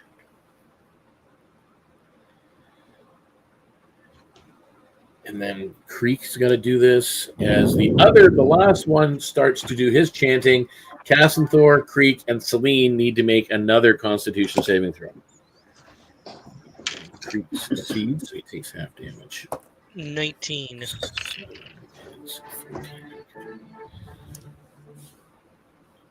What'd you roll this time, Celine? 6. Oh my goodness. Celine, that's 14 points of cold damage. 7 points for those that succeeded. I fear, guys, that I'm close. Are you close to falling down? Yeah.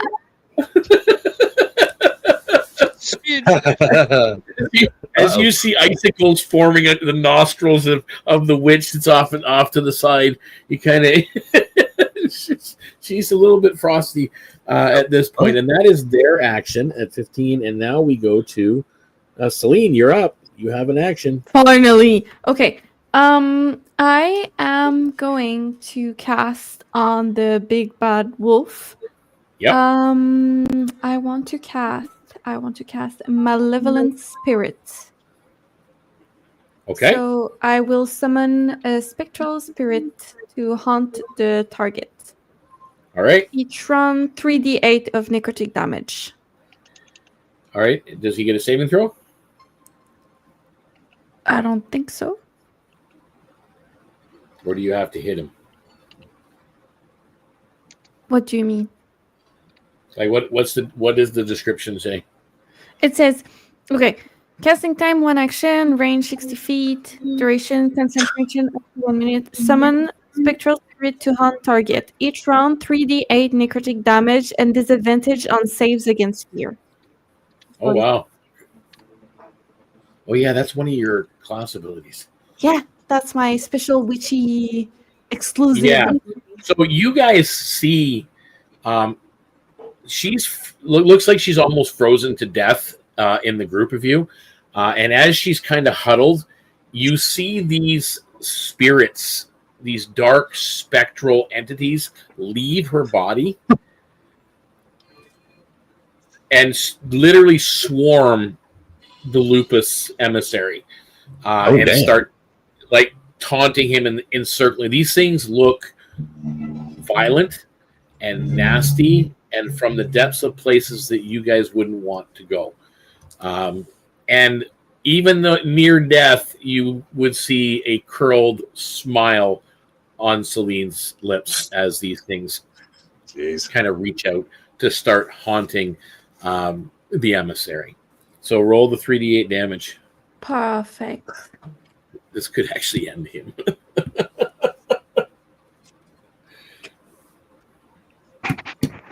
I forgot. Got this. Wait, I don't know if I did it well on Avery. It's just 3d8. Yes, 12. 12? 12 points, he's still up this round. Okay. But you get to do that again next round. I have a question. As a bonus action, I need to concentrate for my malevolent spirit. If I transform into my werecat form, will I lose my concentration?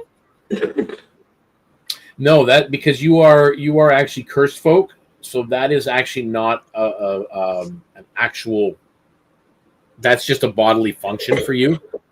So it's not like you actually have to do something to enable it. You transform. Okay, so as my bonus action, I will change. I think I can do that. Bonus action. Yes. Give me 1 second. Yes, I will transform as my bonus action. And when I turn, I will look at the werewolf guy and be like, "You're not the only one who can look like a cat." That's my turn. Thank you very much. Okay. All right. So we now go to top of the round, and that would be Fade. That's you again.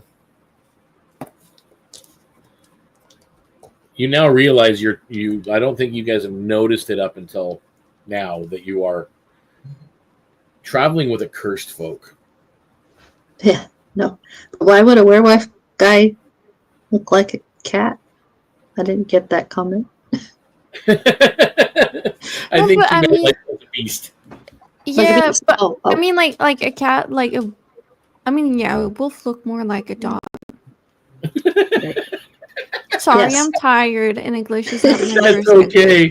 So now three of you look like beasts at this point. You got a bear, Yeah, a wolf, and a cat. true. Although the bear and the wolf are natural the way they are, you're not. I get it. I'm part of the crew still. You've got a nasty streak in you somewhere. Okay, so Fade, what are you doing as this is going on? Okay, I'm trying to see on the map where everybody else is because I only see. Dell is way back here.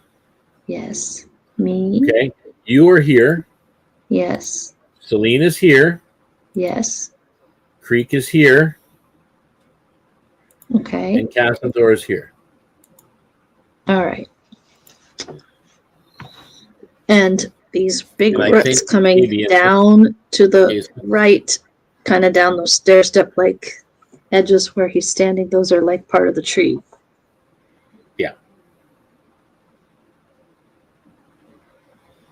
Yeah, this is all part of the earth and trees and roots, and it's all very natural here. But it looks like an actual, like a sanctuary with an altar, but it's just nature.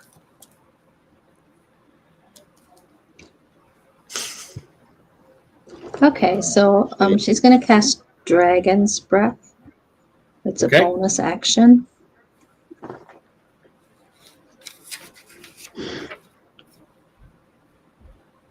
Let me check. I don't think that I get to attack with it this round, but I'm checking.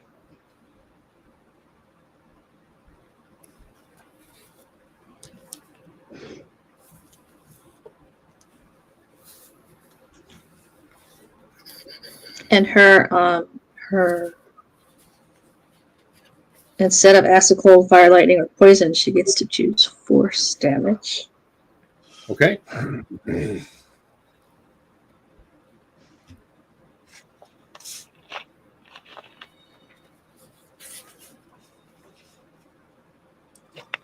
So then if she can get to a point there, can she get squeezed between Creek and Celine? And get to a point where she can breathe the cone on him so it goes out and doesn't hit anybody else? Yep, right on him, right there. No. I was thinking, okay, well, that's still they'll catch those two in the cone. I was thinking the other side. No, you won't, because it'll go out a little bit and before it fans out. Okay, I was thinking the other side of creek though. Oh, you want to go on the other side? Yeah. If you want to kind of go over here, Yeah. kind Yeah. of thing. Yep. You can do that. It's enough movement. Then it should just miss okay. cast. Yeah. So then I'm gonna breathe as a magic as my action the cone. Cone of force at him. Yep. So he has to make a dexterity saving throw. Oh, dexterity.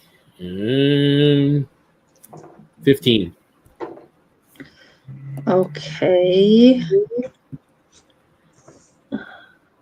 Oh, he just met it. Dang it. Why are they always passing your takes saving half damage. Yes. So what's half And the damage? it's 12. So half That's is half? 6. 6. Nope, I Okay. rolled a 12. Okay. He looks really, really hurt at this point. So that's Fade, and that takes us then to him. Oh dear. What's he going to do again? Let's add another howl as a bonus action. So it's a Constitution saving throw for everybody, except for you don't have to worry about it, Del. Oh, good. Yeah. Because I probably. What do we have to get to pass it? You need at least a 14. Oh, that was close. I got a 15. Take 5 thunder damage. I got a 20. Yay! Take 5 thunder damage. 11 plus 7, 18. Take 5 thunder damage. And Creek. He succeeds and he takes 5 thunder damage. Okay, that was his bonus action. He is then going to do. No, he's not going to do that. It's looking a little smoke singed. He is going to target one on Creek and one on Cass. So Creek misses.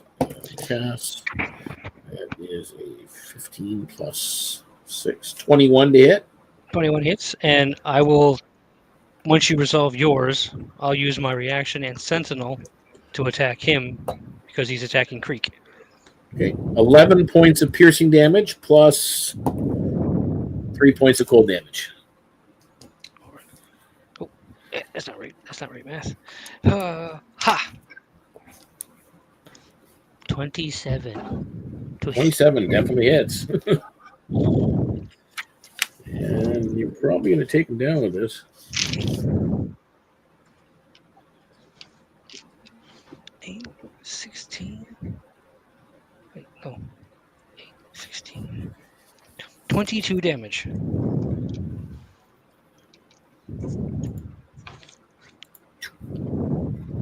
Okay, the emissary has fallen. I'll Zach, teach you to hurt my friends. it's his turn anyway. So now we're on. Now, Cass, it's actually your turn. There's still the 3 eel-clad fanatics. Cass is going to take a swing to the one directly to my left. Yep. That's only it's a 15 to hit. That actually hits. Oh, sweet. Yep.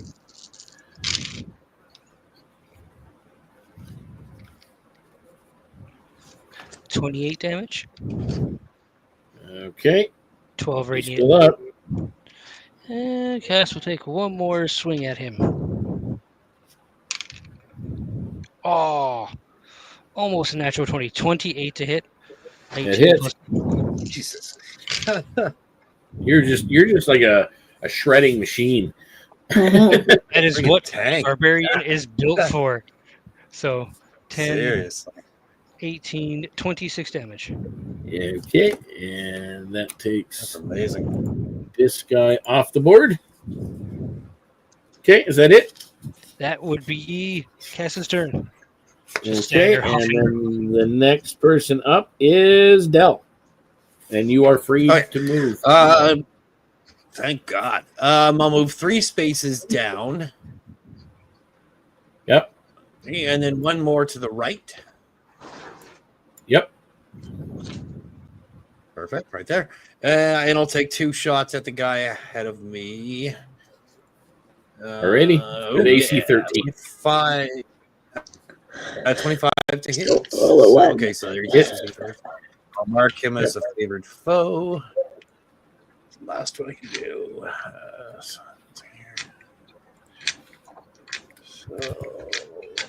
And they don't get advantage on their attacks anymore because the emissary is gone. Mhm.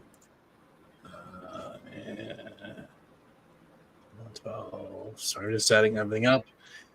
12. So 16 piercing altogether on 2 attacks to the guy 2 attacks? in front of me. Okay, he's still up. Okay, and that was Dell. Now it's their turn. So he is going to turn on you. And he is I'll give him a raspberry.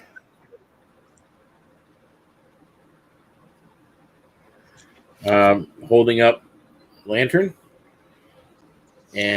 Or actually, no. You know what? He's not going to do that. He doesn't.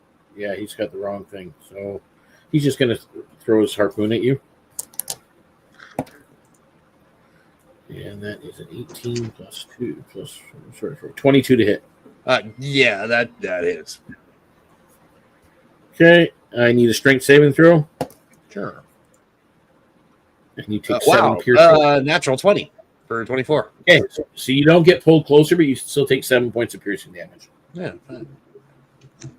Okay, that was him. And now the other guy is going to do a cone, and the cone will hit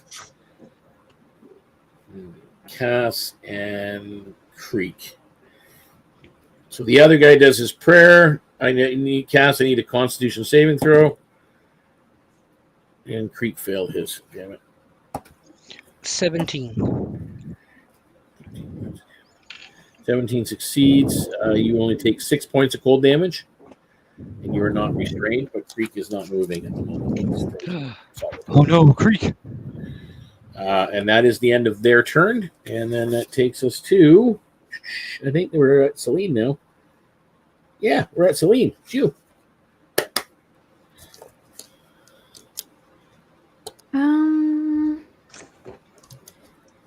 If I give a healing draught to Creek while he is unconscious, will it help him? No.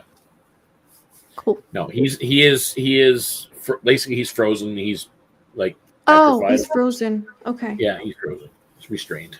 He can't move. Oh, okay. I thought he was down. Like No, he had he's more not health down. points. Yeah, Okay. He's not down. No. Okay. He's paralyzed? Basically, yeah, he's frozen. He's got like ice all over him. All right, cool. Well, what can we do?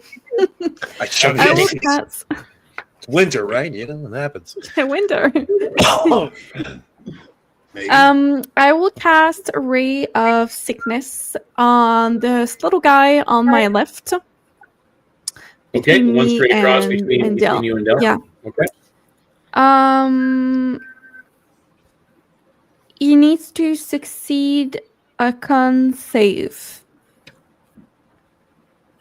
He failed. Cool. Okay. 2d8. Let me cast 2d8 of poison, and he will be poisoned until the end of my next turn. Okay. Roll 2d8. Nice. 6. 6 points of poison damage. And Nice. as a bonus action, can I take one of my healing draught? Yes, you can. For yourself. You I sure will can. take one of my healing draught. 2d8 plus 3. So I will see how much I heal myself.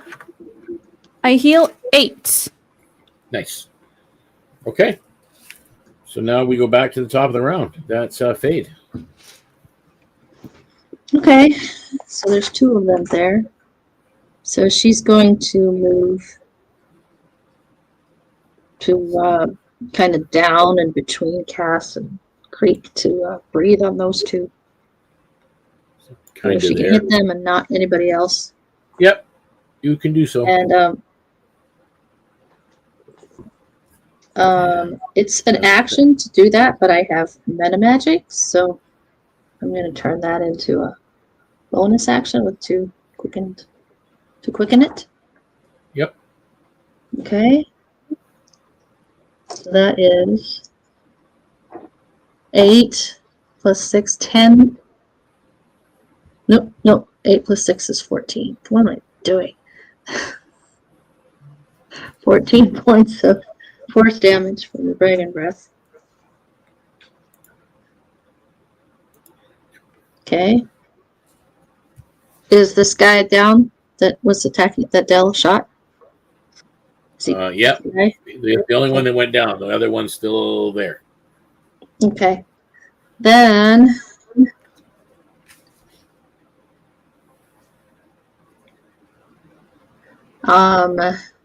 let's see. That one, I'm not close enough. Well, I technically am. Okay, then she's gonna step up to the other one and hit him with True Strike. Okay. Cantrip.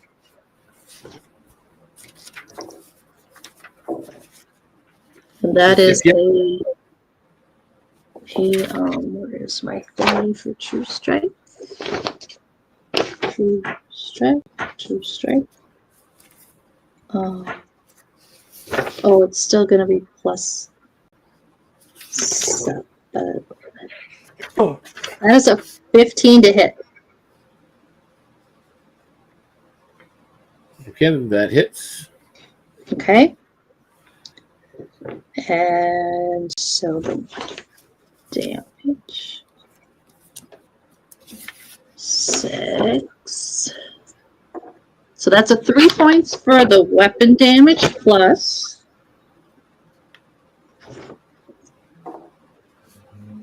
that would be 6 plus 26 plus 4. 7 points of radiant.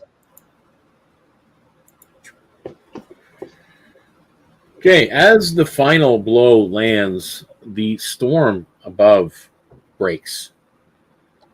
The rain becomes just a mist.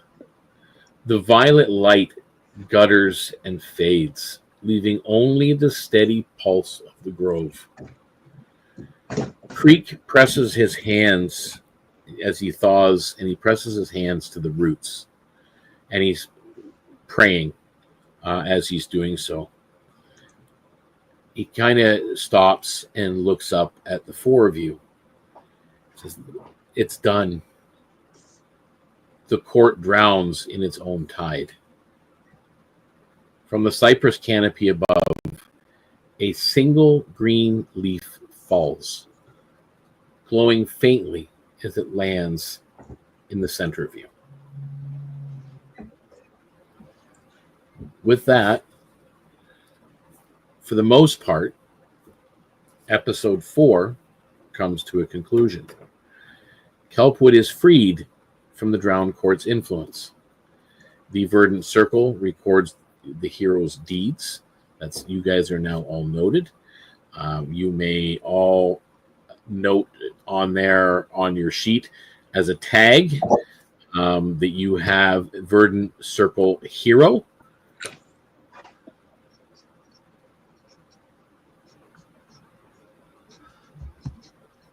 Is that a title? No, it's a tag. You have. What does that mean? It's just a tag that I use for later on for use as you do so. That night,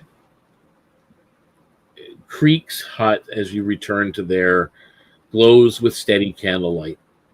The swamp around hums with the sound of distant insects, almost like the swamp itself has a heartbeat.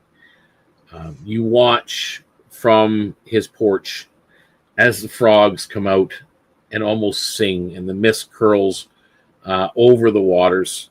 For the first time the air around Swamp Shade tastes clean as a swamp can anyway. Yeah.